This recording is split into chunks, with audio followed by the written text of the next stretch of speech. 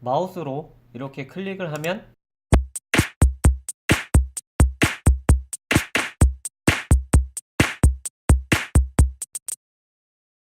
안녕하세요. 웹 비주얼 아트 코딩하는 남자 코남입니다. 이번 강좌는 최근에 업로드했던 템 메뉴 두 번째 버전입니다. 첫 번째 강좌를 하고선 예제 파일을 두 가지로 업로드했는데 두 번째 예제 파일에 작동되는 부분이 설명드린 방법과 조금 다르기 때문에 준비해 보았습니다. 템 메뉴를 만들기 위해서는 인풋 요소와 라벨 요소가 id 값으로 연결되는 속성 값이 필요하고 물결의 일반 형제 선택자가 필요합니다. 물결 선택자에 대해 예를 들자면 ul, 물결, p, 중괄호 이렇게 해서 스타일을 주었을 때 ul 아래로 p 태그를 갖고 있다면 모두 선택해서 스타일을 줄 수 있습니다. 다만 동일 선상에 있어야 하며 자식 요소로 들어간 p에 대해서는 선택할 수가 없습니다. 이 기능을 활용해서 아래에 위치한 버튼을 클릭하면 id 값으로 연결되어 있는 인풋이 체크가 되면서 체크된 인풋 아래 지정된 클래스를 갖고 있는 요소가 보여지게 하는 스타일을 적용해서 템 메뉴를 만들어 보겠습니다.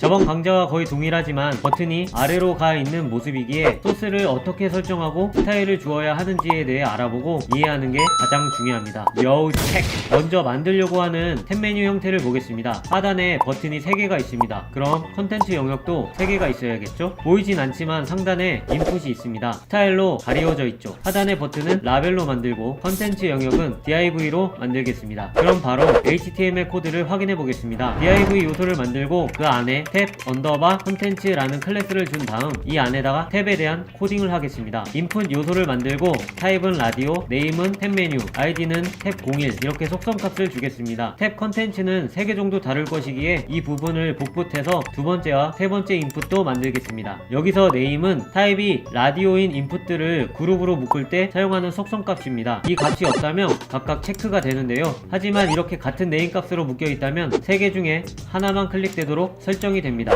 그리고 하나 더, 탭 메뉴를 보여줄 때 무조건 하나는 미리 체크가 되어 있어야 하는데 이때 사용하는 게 체키드 속성 값입니다. 미리 보여줄 인풋 요소에 체키드 속성 값을 넣으면 페이지가 열릴 때 미리 체크가 되어 있습니다. 다음은 컨텐츠 영역 3개를 만들어야 하는데요. 컨텐츠 영역은 div로 만들겠습니다. div 안에는 콘박스라는 공통 클래스와 콘1, 콘2, 콘3의 개별 클래스도 각각 넣어서 3개를 만들어주면 됩니다. 이제 하단의 버튼 부분에 대한 코딩을 하겠습니다. 라벨 요소로 만들어서 위 인풋이랑 연결하기 전에 btn 클래스를 갖고 있는 div로 한번 감싸겠습니다. 그 이유는 버튼으로 사용될 라벨을 기본 왼쪽 정렬이 되어 있는데 가운데 정렬을 하기 위해 감싸야 하기 때문입니다. 이후에 스타일을 줄 때 확인하도록 하겠습니다. 라벨도 인풋의 개수에 맞춰서 3개를 만들어 주어야 하는데요. 라벨 안에 호 석성을 넣고 인풋의 id 값을 순서대로 하나씩 총 3개를 만들어 주면 됩니다. 이렇게 되면 인풋과 라벨이 id 값으로 연결되어서 라벨을 클릭해도 인풋에 체크가 되게 됩니다. HTML 코딩은 여기까지 해주면 되고 이제 CSS 스타일을 보면서 어떻게 적용되는지 확인해 보도록 하겠습니다. 속성 선택자를 사용해서 타입 속성 값이 라디오인 인풋을 선택자로 놓고 디스플레이 논으로 화면에서 가리우는 스타일을 주겠습니다. 그런 다음 콤박스라는 클래스를 만들어서 컨텐츠 영역에 대한 공통 스타일을 주어야 하는데 컨텐츠의 가로는 300픽셀, 세로도 300픽셀, 백그라운드 컬러는 샵 AAA 컬러, 그리고 디스플레이 논으로 컨텐츠 영역도 안 보이게 설정하겠습니다.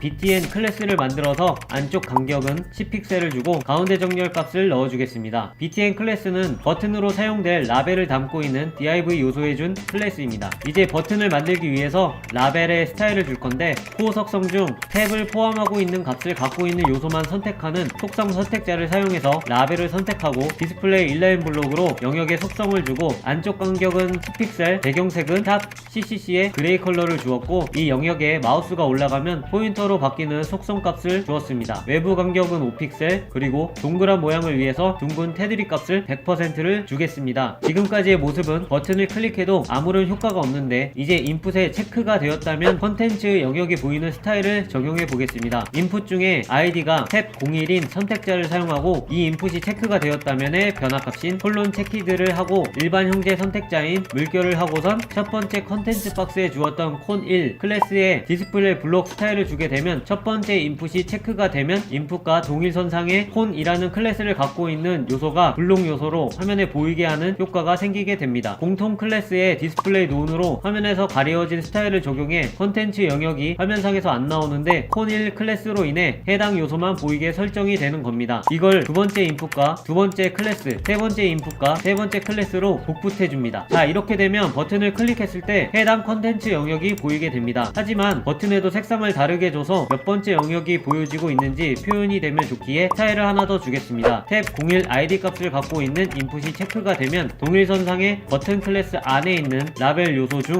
호 속성이 탭 01인 라벨을 선택해서 백그라운드 레드 색상을 주면 됩니다. 이걸 두 번째와 세 번째 라벨까지 복사해서 적용하면 버튼을 클릭했을 때 버튼도 활성화가 되며 해당 컨텐츠가 보이게 설정이 됩니다. GS! 이렇게 하면 배너 효과가 있는 탭 메뉴 형식의 레이아웃을 만들 수 있습니다. 이번 코드는 꼭 이렇게 만들어서 사용하라는 게 아니고 이런 식으로도 표현할 수 있기에 설명을 해드리는 강좌이니 속성값과 스타일이 어떻게 적용되는지에 대해 방법적인 부분을 이해해 여러 레이아웃을 짤 때 도움이 되시길 바랍니다. 이 강좌가 도움이 되셨다면 구독과 좋아요 부탁드리며 지금까지 코딩하는 남자 코나미였습니다.